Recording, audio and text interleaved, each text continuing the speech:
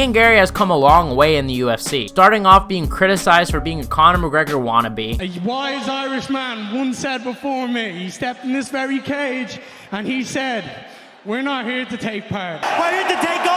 Then to a point where he was liked by the fans and started to be treated nicely, to pissing off the fans due to his performance against Neil Magny. And now the latest thing to the Ian Garry story is absolutely insane. You guys might not know a lot about it because the holidays have been the past couple of days. You guys might have been busy. But for those of you guys that don't know, I'm going to break down to you the whole situation as well as how this will affect UFC 296. Before we get into it, I want to remind you guys to hit the subscribe button, like, comment, and share. We're trying to hit 20K by the end of the year. You guys are the best fan base in MMA, so I know you guys are going to help me with that goal. And make sure to check out my last video where I broke down how Hamza changed because of the fame. It was more of a documentary style video, so go check that out. But Ian Garry, right, he is the latest Irishman who joined the UFC, right? He's currently undefeated and set to fight Vicente Luque. Now, as I mentioned before, Ian Garry wasn't really liked going into the UFC. His first fight, a lot of people found him obnoxious due to him kind of copying Conor McGregor. Then I think the fans started to get on his side as they saw his skill because the dude is a good fighter, and he seemed to transition more to a nice guy, and I even started becoming a fan of him. That was until the Neil Magny fight. Ian Garry was supposed to fight Jeff Neal at UFC 292 back in August, but Jeff Neal wound up pulling out and Neil Magny stepped in. Now, after Neil Magny made some comments basically comparing Ian Garry to his kid, saying he was going to beat him.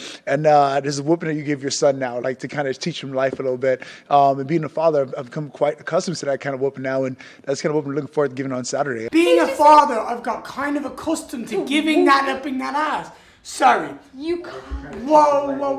Does his wife One second. Shush. Oh, Bro, he just sat there and said, being a father, word for word. Now, I just wanted to say, to kind of defend Neil Magny, to me, I interpreted the clip as more of trash talking and just a figure of speech. But I think Ian Garry took this literally, and honestly, I found his reaction very cringe. Like, it's not like he said he was gonna beat his kid with a metal pipe or something like that, but I just wanted to add this recording to clarify. Ian Garry seemed to take that personally and seemed to kind of take that as Neil Magny saying he's abusing his kid. Now, Ian Garry did take a strong stance against this, and I think this is where the fans started hopping off the Ian Garry train. Because if you guys will recall, his performance against Neil Magny, while dominant, was number one, very boring, just really filled with leg kicks, and it was a totally classless performance from Ian Garry, and it seemed like his career was at an all-time low. Like, I did not think that he could get any more not liked than this. However, the story is just beginning. We haven't even scratched the surface. Now, while I usually don't like talking about, you know, the family members of the fighters, and I think that it's unnecessary, I do think that this is a big enough story that we have to kind of talk about this. And this is absolutely insane because while during the Logan Paul and Nina Agdal situation, I never really, you know, went after Nina at all during the whole situation. I never made any comment just because I don't know Nina. However, this one does seem a little bit less controversial. Like, this one seems to be pretty evidential. Yeah, Ian Garry's wife kind of seems to be clearly in this for fame, for money, and I don't like to make these assumptions because at the end of the day, you know, I don't know Ian Garry, I don't know his wife, but we're gonna get into some shocking evidence, and you know, I gotta thank the MMA Guru because the guy really did dig around for this, man, and really exposed Ian Garry. Now, if you guys don't know, the MMA Guru is another MMA YouTuber covering a bunch of topics, and he's pretty popular, but he made a video a while back criticizing Ian Garry and saying basically how, get this guys, Ian Garry's current wife, who is 15 years older than him, Ian Garry's nutritionist, lives with him and is also his wife's ex-husband. Like, okay, fine, you know what, maybe ex-boyfriend, that is pretty insane as is, right? But think about it like this, like, these two were so in love that they got married, and not only that, they got divorced and then decided to still stay in the same house together, but he's Ian Garry's nutritionist. Absolutely insane, but I wish I could tell you that is the craziest part of the story. Now, Ian Garry was upset about this and made a video reacting to MMA Guru, or what many people assume to be the MMA Guru, because although he doesn't really mention him, he does kind of, well, you guys are gonna see. True, I will sit down and go, right, we need to talk about it.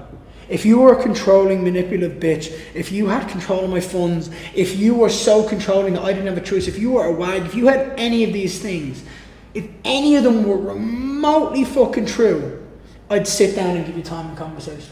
If anybody gave you spoke about any point that is remotely fucking true, and they have any understanding of it, why they've met us and actually spoke to us and talked about it, then you have a legit reason to sit down and talk to me. But if it's some fat wanker with a beard talking about fucking something online that Veronica Basically here he says that his wife is not in it for the money, his wife isn't controlling, and his wife isn't a wag. Now for those of you guys that don't know what a wag is, because I literally just found it out this week, it stands for wives and girlfriends. Now this is basically to be saying that you are a wife or girlfriend of an athlete, of a famous person, of a rich person. Basically to get their money, to get some of their assets, so when they do get big, you get some of it too, you get tied up in it, and you get to live up in that good lifestyle. Now like I said, I would never try to assume anything, nor would I want to make any assumptions about Ian Garry or any of that situation. However, as the MMA Guru exposed, his wife wrote the book on how to be a wag. Insinuation now. If you were a wag. Ian Garry, she wrote the book!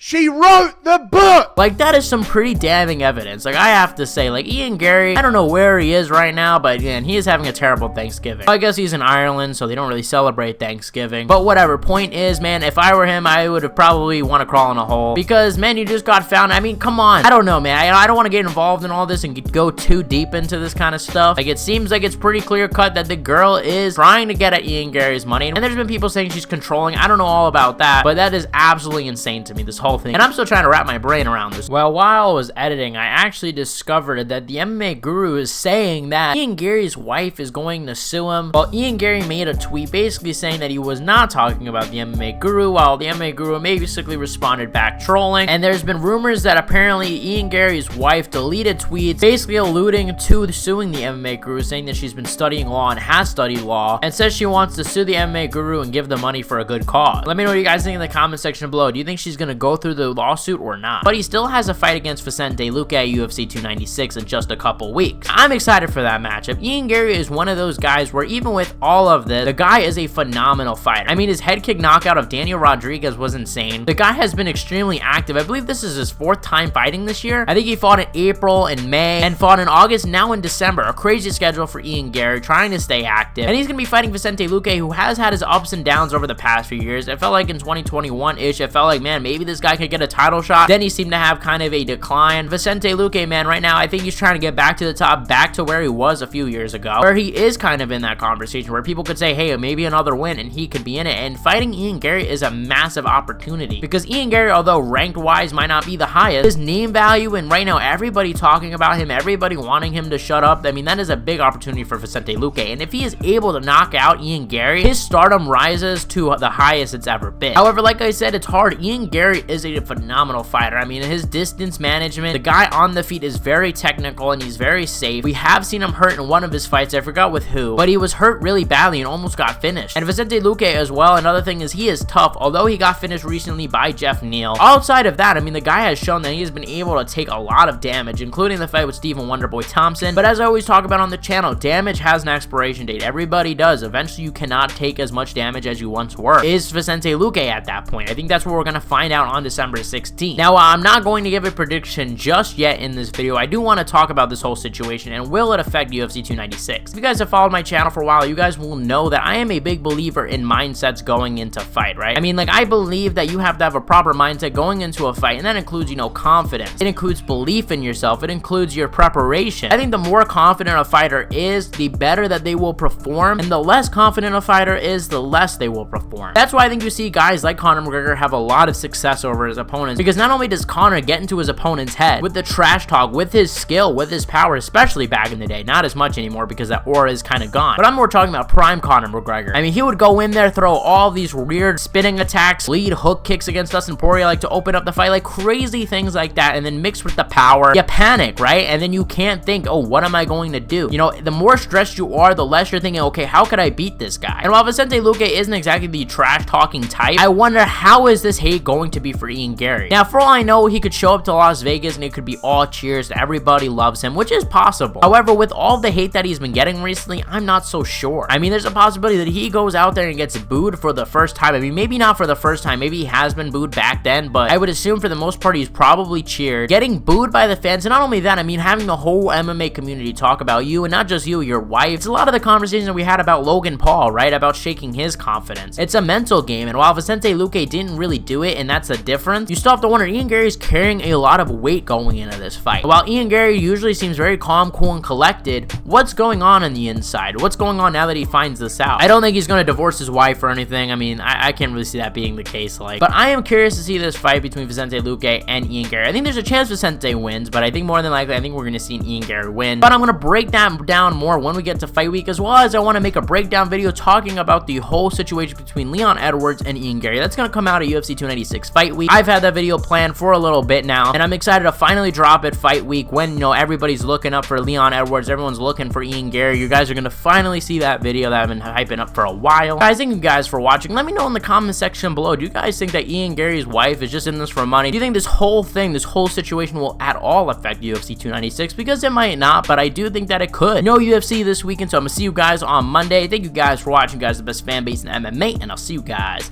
in the next one.